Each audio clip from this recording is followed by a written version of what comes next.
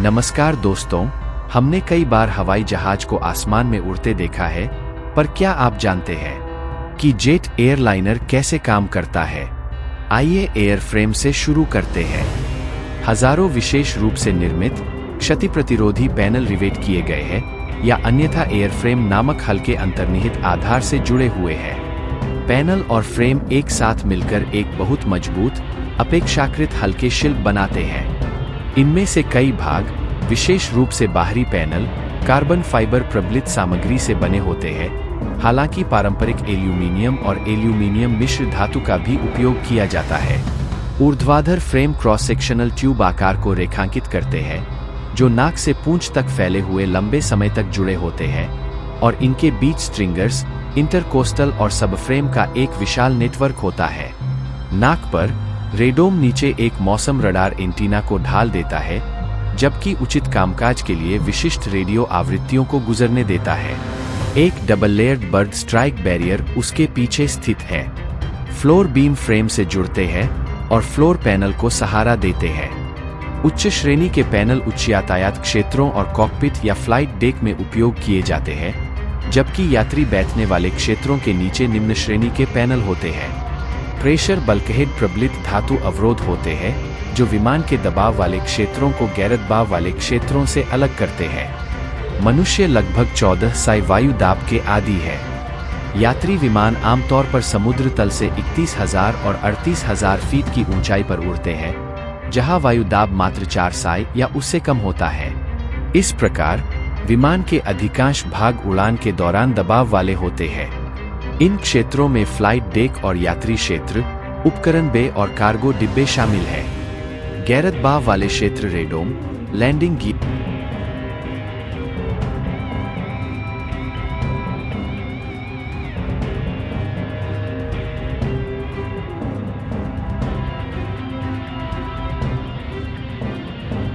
Gear बे, centre wing box और tell कोन है।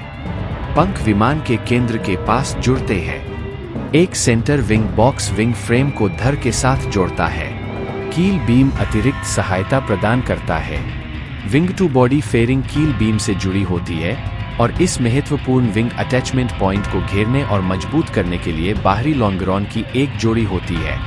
मजबूत लेकिन लचीले स्पार्स सेंटर विंग बॉक्स से विंग टिप तक फैले होते हैं, एक विंग के आगे के किनारे पर और एक विंग के पीछे के किनारे पर। जेट इंजन को सहारा देने के लिए विंग फ्रेम से एक तोरन निकलता है।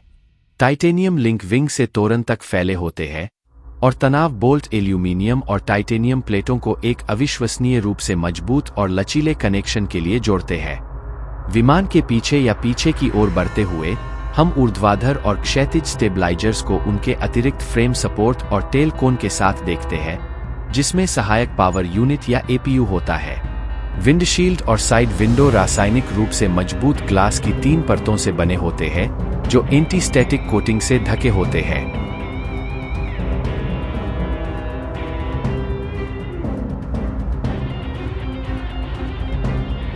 केबिन की खिड़कियां एक्रेलिक से बने मोटे बाहरी पैन के साथ धर की संरचनात्मक अखंडता को बनाए रखती है।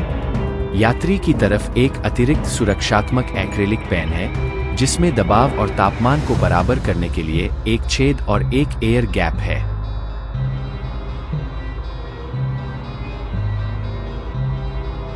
वीडियो को लाइक और सब्सक्राइब जरूर करें।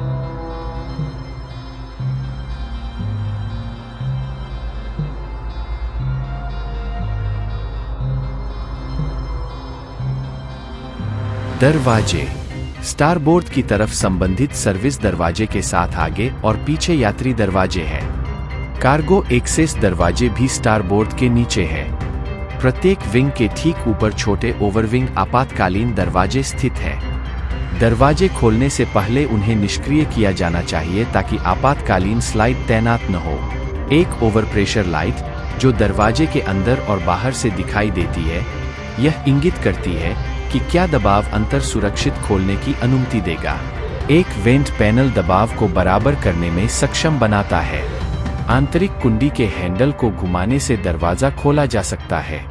एक बाहरी रूप से सुलभ दरवाजा कुंडी भी है। दरवाजा विमान के शरीर से बाहर और दूर झूलने के लिए एक काज भुजा पर सवार होता है, जिसमें इसके मार्ग का मार्गदर्शन करने के लिए स्टेबलाइजर बार होते हैं।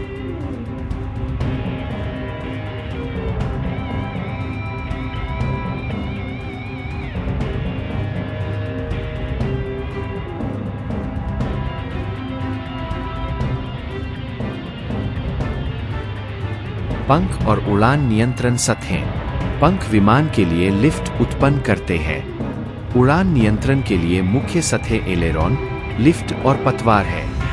विमान को घुमाने के लिए एलेरॉन आमतौर पर एक दूसरे के विपरीत काम करते हैं। लिफ्ट आगे से पीछे की ओर पिच को प्रभावित करती है और पतवार ऊर्ध्वाधर अक्ष के चारों ओर घूमने या घुमाव को नियंत्रित करती है।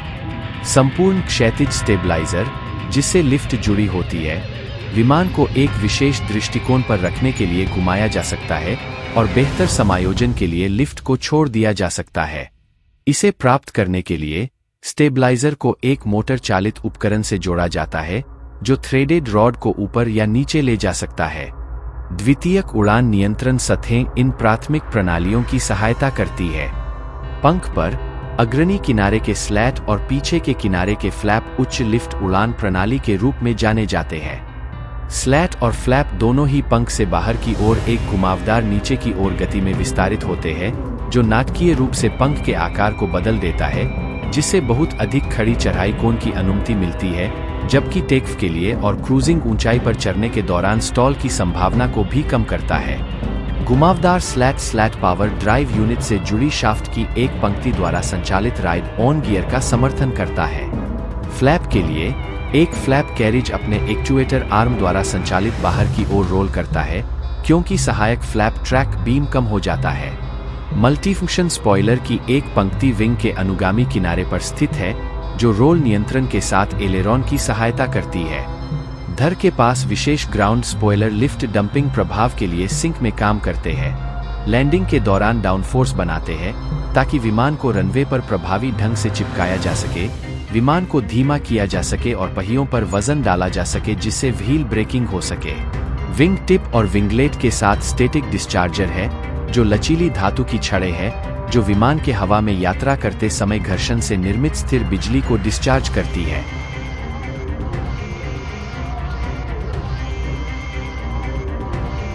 अगर आपको यह वीडियो अच्छा लगा हो तो इसे लाइक और सब्सक्राइब करना न भूलें, ताकि आने वाली नई वीडियो की जानकारी आपको मिलती रहे। धन्यवाद।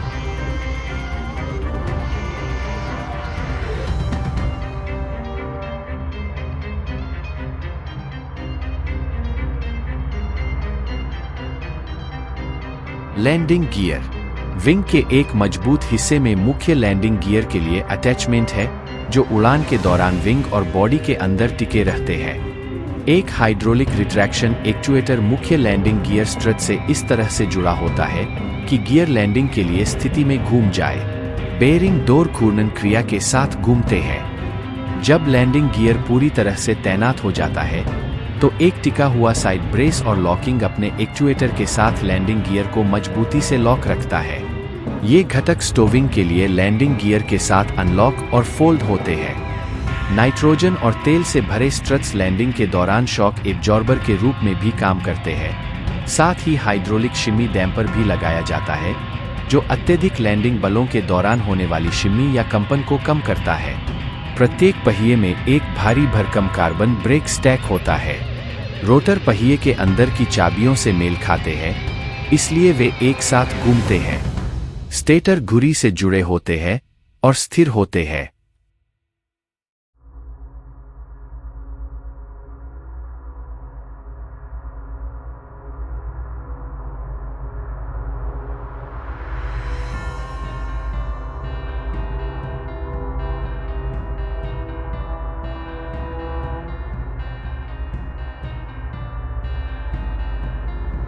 ब्रेक लगाने के दौरान विद्युत चालित पिस्टन स्टैक को संपीड़ित करते हैं और परिणामी घर्षण विमान को धीमा कर देता है।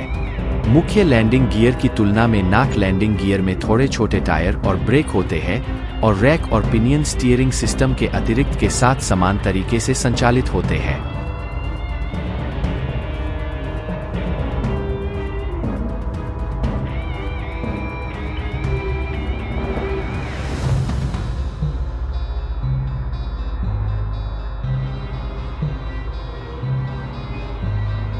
इंजन केस या काउलिंग के पीछे थ्रस्ट रिवर्सर असेंबली होती है, जो लैंडिंग के तुरंत बाद विमान को धीमा करने के लिए फैन थ्रस्ट को उलट देती है, जिससे अन्य लैंडिंग भागों पर पहने में कमी आती है और लैंडिंग की दूरी कम होती है। काउलिंग एक्सटीरियर एक ट्रांसलेटिंग स्लीव है जो पीछे की ओर चलती है, जो थ्रस्ट के सामान्य पथ को अवरुद्ध करने और उलटने के लिए जुड़े हुए फ्लैप की एक रिंग को कोणीय स्थिति में खींचती है।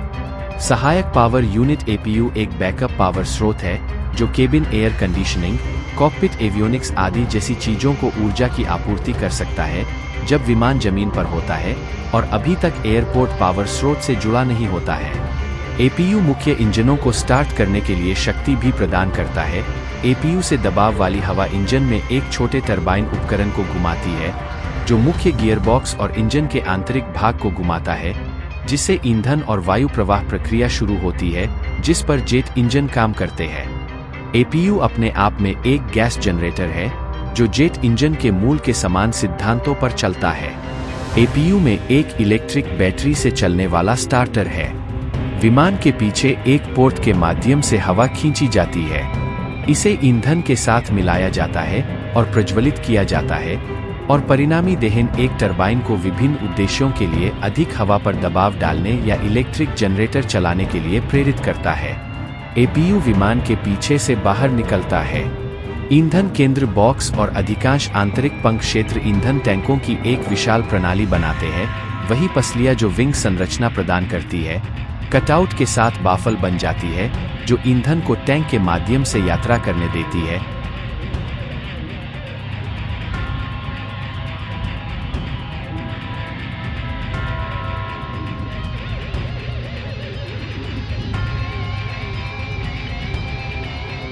ईंधन एक विंग में एक पोर्ट के माध्यम से प्रवेश करता है। विंग टू बॉडी फेयरिंग में एक रिफ्यूल पैनल ईंधन भरने की प्रक्रिया को नियंत्रित करता है और ईंधन के स्तर को भी दिखाता है। शट ऑफ वाल्व स्वचालित रूप से खुलते और बंद होते हैं ताकि यह सुनिश्चित हो सके कि टैंक समान रूप से भरे हुए हैं। आग के जोखिम को बहुत कम करने के लिए ईंधन भरने के पूरा होने के बाद ईंधन टैंक में सामान्य हवा को नाइट्रोजन युक्त हवा से बदल दिया जाता है। मुख्य इंजन पर ब्लीड एयर वाल्व दबाव वाली हवा को साइफन करते हैं, जिसे फिर ठंडा किया जाता है और कुछ ऑक्सीजन को हटाने के लिए एक एयर सेपरेशन मॉड्यूल से गुजारा जाता है, जिससे अधिक नाइट्रोजन युक्त उत्पाद निकलता है, जिसे फिर ईंधन टैंक में पंप किया जाता है। प्रत्येक पंख के अंत में सर्ज टैंक मुख्य और केंद्र टैंकों के लिए वेंट के रूप में कार्य करते हैं, और इसमें शैली का स्कूप होता है जो उड़ान के दौरान टैंकों में हवा को धकेलता है, ईंधन प्रणाली पर सकारात्मक दबाव बनाए रखता है, जबकि विमान की ऊंचाई और ईंधन के तापमान के आधार पर दबाव में बदलाव की अनुमति देता है। ये स्कूप ईंधन भरने के दौरान सिस्टम से हवा को बाहर निकलने देते हैं। वन वे फ्लैपर वाल्व ईंधन को मुख्य टैंकों में वापस प्रवाहित करने की अनुमति देते हैं, लेकिन रिवर्स में नहीं। मुख्य ईंधन पंप जेट इंजन आवरण के अंदर स्थित है, जो गियर बॉक्स से जुड़ा है, जिसे जेट इंजन द्वारा संचालित किया जाता है। इंजन को निर्बाध ईंधन आपूर्ति प्रदान करने के लिए प्रत्येक विंग में छोटे कलेक्टर टैंक लगातार भरे रहते हैं। इसे पूरा करने के लिए कई सहायक ईंधन पंप केंद्र और विंग टैंकों से आवश्यकतानुसार ईंधन स्थानांतरित करने का काम करते हैं। ये पंप, जिन्हें मोटिव फ्लो पंप कहा जाता है, सरलता और विश्वसनीयता के लिए यांत्रिक भागों को हिलाए बिना केवल दबाव से काम करते हैं। इंजन माउंटेड मुख्य पंप से ईंधन एक नोजल के माध्यम से एक संकरी ट्यूब में बहता है, जिससे नोजल के पीछे के कक्ष में कम दबाव बनता है, जो ईंधन को धारा में चूसता है। प्रत्येक विंग में विद्युत बूस्ट पंप अन्य पंपों के विफल होने पर बैकअप के रूप में कार्य कर सकते हैं। सामान्य संचालन के दौरान मोटिव फ्लो पंप केंद्र टैंक से ईंधन को मुख्य विंग टैंक, कलेक्टर टैंक और फिर इंजन में स्थानांतरित करते हैं। वायु प्रबंधन उड़ान के दौरान चालक दल और यात्री स्थानों के लिए दबावयुक्त हवा इंजन के अंदर कम और उच्च दबाव वाले कंप्रेसर से ब्लीड एयर वाल्व के माध्यम से एकत्र की जाती है। इस गर्म ब्लीड हवा को विंग टू बॉडी फेयरिंग में रैम एयर डक्ट के माध्यम से बाहरी हवा से ठंडा किया जाता है, फिर आवश्यकतानुसार आगे की प्रक्रिया के लिए जलवायु नियंत्रण प्रणाली के माध्यम से आगे बढ़ता है।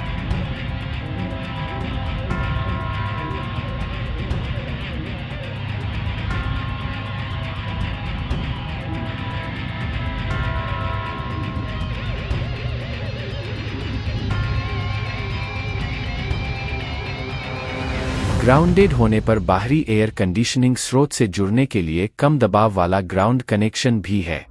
एयर आउटलेट ट्यूबों का एक नेटवर्क सिस्टम को प्रत्येक सीट के ऊपर केबिन नियंत्रण और विमान के अन्य क्षेत्रों से जोड़ता है। संतुलन बनाए रखने के लिए दबाव वाले डिब्बों के बीच इक्वलाइजेशन वाल्व होते हैं और आगे के कार्गो डिब्बे के पीछे दबाव बल्कहेड पर एक आउटफ्लो वाल्व होता है। एंटी-आइस और फॉग सिस्टम में भी गर्म ब्लीड एयर का इस्तेमाल किया जाता है। विंग स्लैट्स में छिद्रित पिकोलो ट्यूब बर्फ को पिघलाने के लिए ब्लीड एयर का इस्तेमाल करते हैं। हवा स्लैट के पीछे से बाहर निकलती है। इंजन का अगला हिस्सा गर्म ब्लीड हवा से गर्म होता है और नीचे की तरफ छोटे छोटे एग्जॉस्ट स्लॉट होते हैं।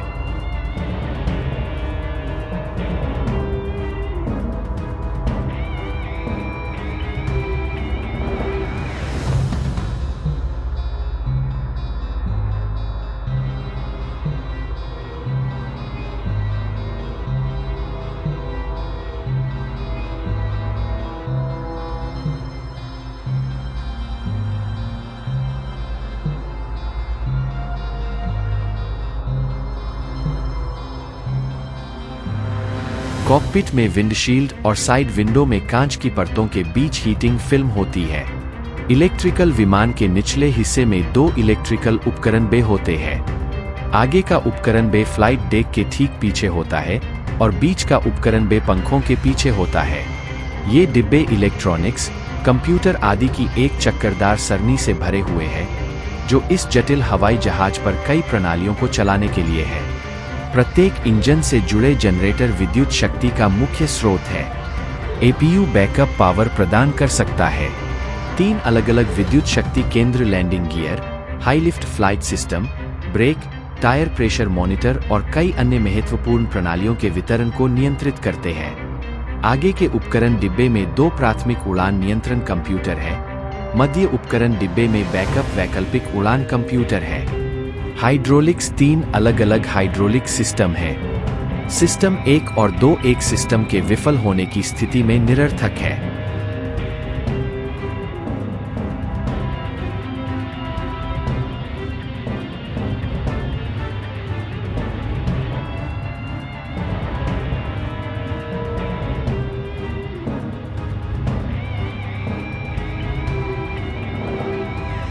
तीसरी प्रणाली केवल आपात स्थितियों में ही काम करती है। सिस्टम 1 के लिए आधार घटक port side wing to body fairing में बसे हुए हैं। सिस्टम 2 इस व्यवस्था के करीब है, लेकिन स्टारबोर्ड की तरफ है। तंग छोटी जगहों में लगे हाइड्रोलिक एक्चुएटर कई महत्वपूर्ण उड़ान नियंत्रण सतहों को चलाते हैं। उदाहरण के लिए स्पॉइलर, लिफ्ट, पतवार और इसी तरह। अलग-अलग हाइड्रोलिक सिस्टम से जुड़ी सतह को संचालित करने के लिए अक्सर कई एक्चुएटर होते हैं। फिर से अतिरेक के लिए हाइड्रोलिक सिस्टम एक ऊपरी पतवार एक्चुएटर, बाय लिफ्ट आउटबोर्ड एक्चुएटर, बाय थ्रस्ट रिवर्सर, बाय और दाएं मल्टीफंक्शन स्पॉइलर 1 और 3, फ्लैट पावर ड्राइव यूनिट, बाय और दाएं फ्लैट ब्रेक, बाय और दाएं ग्राउंड स्पॉइलर और लैंडिंग गियर को नियंत्रित करता है। हाइड्रोलिक सिस्टम 2 मध्य पतवार एक्चुएटर, दाया एलिवेटर आउटबोर्ड एक्चुएटर, दाया थ्रस्ट रिवर्सर, दाया और बाया मल्टीफंक्शन स्पॉइलर 4, बाया aileron outboard actuator, nose wheel steering, slat power drive unit और बाया और दाया स्लैट ब्रेक को पावर देता है। आपातकालीन सिस्टम 3 निचले पतवार एक्चुएटर, बाया और दाया एलिवेटर इनबोर्ड एक्चुएटर, बाया और दाया मल्टीफंक्शन स्पॉइलर नंबर 2, बाया और दाया एलेरॉन इनबोर्ड एक्चुएटर, बाया और दाया स्लैट और फ्लैट ब्रेक और RAM air turbine stove actuator को पावर दे सकता है।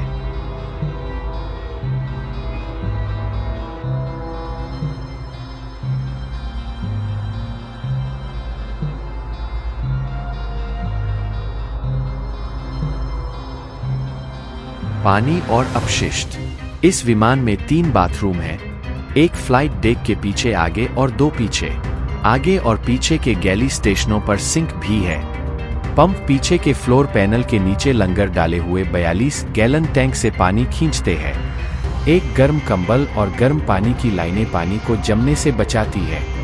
प्रत्येक सिंक के पास एक वाटर हीटर नल के तापमान को नियंत्रित करने के लिए एक वाटर मिक्सर के माध्यम से गर्म पानी को पास करता है। सिंक से ग्रे पानी विमान के नीचे के सामने और मध्य पीछे के गर्म ग्रे पानी के नाली मस्तूलों के माध्यम से निकाला जाता है। ग्रे पानी उड़ान में निकल जाता है और हवा में वाष्पित हो जाता है। जहाज पर शौचालयों से काला पानी एक अपशिष्ट टैंक में संग्रहित किया जाता है और लैंडिंग के बाद खाली कर दिया जाता है। टैंक में प्रवेश करते ही हवा और पानी दोनों को कचरे से अलग कर दिया जाता है। 16,000 फीट से कम ऊंचाई पर एक वैक्यूम जनरेटर टैंक में कचरे को खींचने के लिए सक्शन बनाता है। 16,000 फीट से ऊपर वैक्यूम जनरेटर को बाईपास किया जाता है और विमान के अंदर और बाहर दबाव का अंतर आवश्यक सक्शन बलों का निर्माण करता है।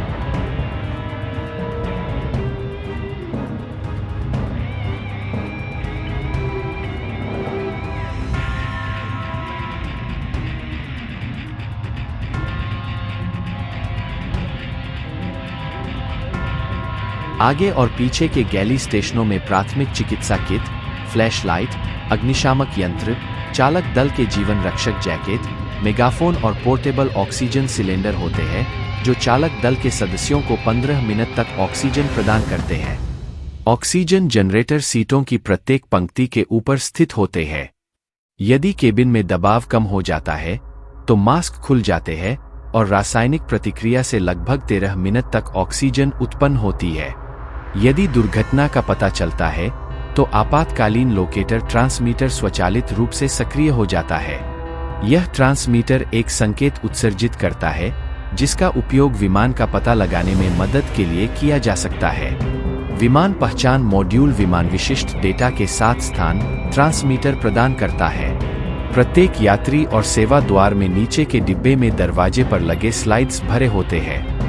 दरवाजे में एक लीवर स्लाइड को सक्रिय करता है, ताकि दरवाजा खुलने पर यह दरवाजे की चौखट से जुड़कर और हवा निकालकर खुल जाए। ओवरविंग आपातकालीन निकास द्वार हमेशा सक्रिय रहते हैं और दरवाजा खुलने पर विंग के पीछे के पास एक विशेष डिब्बे से एक एस्केप स्लाइड सक्रिय हो जाती है। पूर्ण विद्युत शक्ति विफलता की स्थिति में एक रैम एयर टरबाइन या RAT स्वचालित रूप से सक्रिय हो जाता है और आपातकालीन विद्युत शक्ति उत्पन्न करने के लिए हवा के माध्यम से विमान की गति का उपयोग करके एक छोटी पवनचक्की की तरह काम करता है। RAT पावर आपातकालीन और लैंडिंग गियर सिस्टम को सक्रिय रखता है और आपातकालीन हाइड्रोलिक सिस्टम नंबर 3 को शक्ति प्रदान करता है। प्रत्येक इंजन और APU के चारों ओर तापमान संवेदनशील अग्नि पहचान लूप है, जिनके पास गोलाकार अग्निशामक बोतलें हैं। उपकरण बे में स्मोक डिटेक्टर है और कार्गो डिब्बों में स्मोक डिटेक्टर और अग्निशामक बोतलें हैं। एक फ्लाइट डेटा रिकॉर्डर पिछले 50 घंटों के परिचालन डेटा की निगरानी और रिकॉर्ड करता है और इसकी क्रैश सर्वाइवेबल मेमोरी यूनिट में 25 घंटे रख सकता है। इसमें एक अंडरवाटर लोकेटर बीकन है, जो 90 दिनों के लिए सिग्नल उत्सर्जित करता है। एक विमान स्वास्थ्य प्रबंधन प्रणाली रखरखाव डेटा संग्रहित करती है और झोंके, अशांति और कठिन लैंडिंग स्थितियों जैसी चीजों की निगरानी करती है। चालक दल के क्षेत्र फोल्डिंग क्रू सीटों के साथ आगे और पीछे गैली क्षेत्र है। फ्लाइट डेक का दरवाजा मजबूत सामग्री से बना है और इसमें बुलेट प्रूफ इंसर्ट है, जिसमें यात्री केबिन में बुलेट प्रतिरोधी पीप होल है। यात्री की तरफ से दबाव डालने पर दरवाजे की कुंडी खुलने से रोकती है। एक कीपैड फ्लाइट अटेंडेंट को फ्लाइट डेक में प्रवेश का अनुरोध करने की अनुमति देता है। आपातकालीन पहुंच के लिए एक ओवरराइड कोर है। निगरानी कैमरे फ्लाइट डेक के दरवाजे के ठीक बाहर के क्षेत्र की निगरानी करते हैं।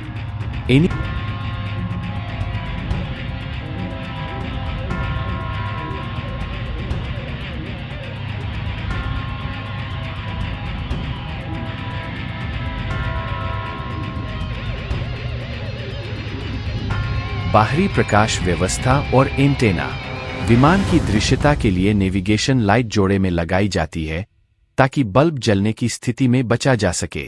दाएं विंगटिप पर हरी लाइट, बाएं विंगटिप पर लाल लाइट और टेल पर सफेद लाइट। लाल चमकती बीकन लाइट और सफेद स्ट्रोब लाइट विमानों को एक दूसरे से टकराने से बचाती है। हवाई जहाज के लोगों को रोशन करने के लिए फ्लर लैंप और जमीन पर रहते हुए विंग निरीक्षण के लिए साइड लैंप है। बाएं और दाएं विंग टू बॉडी फेयरिंग और नोज लैंडिंग गियर पर लगी लाइटें टेक और लैंडिंग के दौरान रनवे को रोशन करती है। टैक्सी लाइटें जमीन पर होने पर हवाई जहाज के आसपास के क्षेत्र को रोशन करती है। मौसम रडार एंटीना अलग अलग झुकाव कोनों पर कई रडार स्कैन करता है। ग्राउंड स्टेशनों से रेडियो संचार, टक्कर से बचाव और हवाई यातायात निगरानी, जीपीएस, इंटरनेट एक्सेस के लिए केयू बैंड एंटीना और बहुत कुछ के लिए एंटेना धर पर लगे होते हैं। उम्मीद है आपको ये जानकारी पसंद आई होगी। चलिए फिर मिलते हैं नए रोचक विषय के साथ। धन्यवाद।